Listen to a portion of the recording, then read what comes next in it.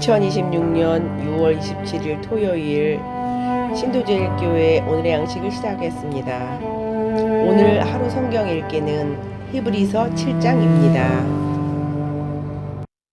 이 멜기세덱은 살렘 왕이요 지극히 높으신 하나님의 제사장이라. 여러 왕을 쳐서 죽이고 돌아오는 아브라함을 만나 복을 빈 자라. 아브라함이 모든 것의 10분의 1을 그에게 나누어 주니라. 그 이름을 해석하면 먼저는 의의 왕이요 그 다음은 살렘 왕이니 곧 평강의 왕이요 아버지도 없고 어머니도 없고 족보도 없고 시작한 날도 없고 생명의 끝도 없어 하나님의 아들과 닮아서 항상 제사장으로 있느니라. 이 사람이 얼마나 높은가를 생각해보라. 조상 아브라함도 노령물 중 10분의 1을 그에게 주었느니라. 레위의 아들들 가운데 제사장의 직분을 받은 자들은 율법을 따라 아브라함의 허리에서 난 자라도 자기 형제인 백성에게서 10분의 1을 취하라는 명령을 받았으나 레위 족보에 들지 아니한 멜기세덱은 아브라함에게서 10분의 1을 취하고 약속을 받은 그를 위하여 복을 빌었나니 논란의 여지 없이 낮은 자가 높은 자에게서 축복을 받느니라. 또 여기는 죽을 자들이 10분의 1을 받으나 저기는 산다고 증거를 얻은 자가 받았느니라. 또한 10분의 1을 받는 레위도 아브라함으로 말미암아 10분의 1을 바쳤다고 할 수 있나니 이는 멜기세덱이 아브라함을 만날 때에 레위는 이미 자기 조상의 허리에 있었습니다. 레위 계통의 제사 직분으로 말미암아 온전함을 얻을 수 있었으면 백성이 그 아래에서 율법을 받았으니 어찌하여 아론의 반차를 따르지 않고 멜기세덱의 반차를 따르는 다른 한 제사장을 세울 필요가 있느냐. 제사 직분이 바꾸어졌은즉 율법도 반드시 바꾸어지리니 이것은 한 사람도 제단 일을 받들지 않는 다른 지파에 속한 자를 가리켜 말한 것이라. 우리 주께서는 유다로부터 나신 것이 분명하도다. 이 지파에는 모세가 제사장들에 관하여 말한 것이 하나도 없고 멜기세덱과 같은 별다른 한 제사장이 일어난 것을 보니 더욱 분명하도다. 그는 육신에 속한 한 계명의 법을 따르지 아니하고 오직 불멸의 생명의 능력을 따라 되었으니 증언하기를 내가 영원히 멜기세덱의 반차를 따르는 제사장이라 하였도다. 전에 있던 계명은 연약하고 무익함으로 패하고 율법은 아무것도 온전하게 못할지라. 이에 더 좋은 소망이 생기니 이것으로 우리가 하나님께 가까이 가느니라. 또 예수께서 제사장이 되신 것은 맹세 없이 된 것이 아니니 그들은 맹세 없이 제사장이 되었으되 오직 예수는 자기에게 말씀하신 이로 말미암아 맹세로 되신 것이라. 주께서 맹세하시고 뉘우치지 아니하시리니 내가 영원히 제사장이라 하셨도다. 이와 같이 예수는 더 좋은 언약의 보증이 되셨느니라. 제사장 된 그들의 수요가 많은 것은 죽음으로 말미암아 항상 잊지 못함이로되 예수는 영원히 계심으로 그 제사장 직분도 갈리지 아니하느니라.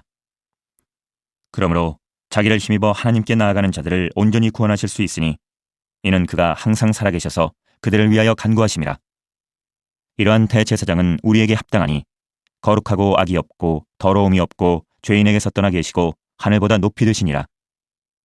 그는 저 대제사장들이 먼저 자기 죄를 위하고 다음에 백성의 죄를 위하여 날마다 제사 드리는 것과 같이 할 필요가 없으니 이는 그가 단번에 자기를 드려 이루셨음이라. 율법은 약점을 가진 사람들을 제사장으로 세웠거니와 율법 후에 하신 맹세의 말씀은 영원히 온전하게 되신 아들을 세우셨느니라. 오직 모든 일에 하나님의 일꾼으로 자청하여 많이 견디는 것과 환난과 궁핍과 고난과 매맞음과 갇힘과 난동과 수고로움과 자지 못함과 먹지 못함 가운데서도 깨끗함과 지식과 오래 참음과 자비함과 성령의 감화와 거짓이 없는 사랑과 진리의 말씀과 하나님의 능력으로 의의 무기를 좌우해 가지고 영광과 욕됨으로 그러했으며 악한 이름과 아름다운 이름으로 그러했느니라.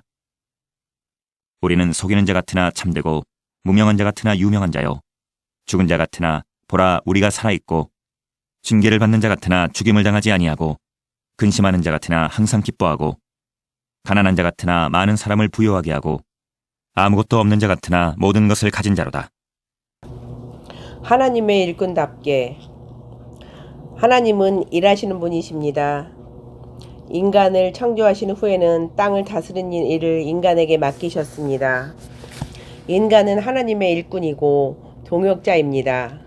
꾼은 명사에 붙여 그 일을 전문가가 속되게 표현하는데 말하자면 프로입니다.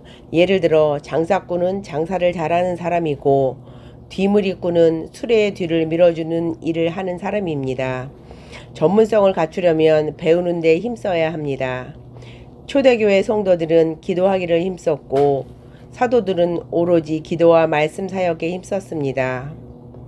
그들은 모두 예수님께 배워서 하나님의 일에 꾼이 되려고 열심히 노력했습니다.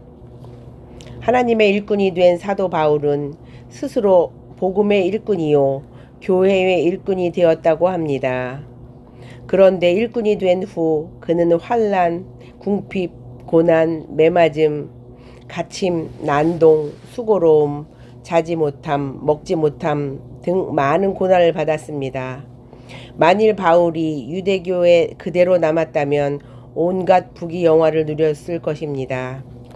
그는 8일 만에 할례를 받고 이스라엘 족속이요 베냐민 지파요 히브리인 중에 히브리인이요 율법으로는 바리새인이요 열심으로는 교회를 박해하고 율법의 의로는 흠이 없는 자였기 때문입니다. 그런데 다메섹 도상에서 예수님을 만난 후 바울은 모든 것을 배설물로 여기고 정반대로 살았습니다. 어려움이 많았지만 사도 바울은 프로답게 그 길을 포기하지 않았습니다. 그런 고난을 견디면서 바울은 깨끗함, 지식, 오래 참음, 자비함, 성령의 감화, 거짓없는 사랑, 진리의 말씀, 하나님의 능력의 의의 무기를 좌우에 가지고 꿋꿋하게 일꾼으로 살았습니다. 이것이 프로와 아마추어의 차이입니다.